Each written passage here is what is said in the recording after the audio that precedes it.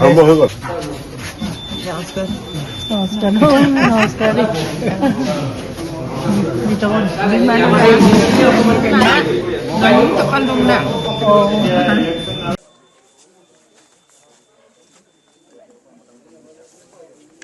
এটা পবিত্ৰ দিন, য'ত সাধাৰণ নাগৰিকে তেওঁলোকৰ মতদানেৰে এখন গণতান্ত্ৰিকভাৱে নিৰ্বাচিত চৰকাৰক ক্ষমতাত অধিষ্ঠিত কৰে আৰু সেই ভাৰতীয় গণতন্ত্ৰৰ লৈ সন্মান জনাই আদি শ্ৰদ্ধা জনাই জাতিৰ পিতাক স্মৰণ কৰি আজি মই প্ৰথম ভোটদান কৰোঁ মোৰ ভোটগ্ৰহণ কেন্দ্ৰত আৰু সকলোকে শান্তিপূৰ্ণভাৱে শৃংখলাবদ্ধভাৱে ভোটদান কৰিবৰ কাৰণে অনুৰোধ জনাইছোঁ।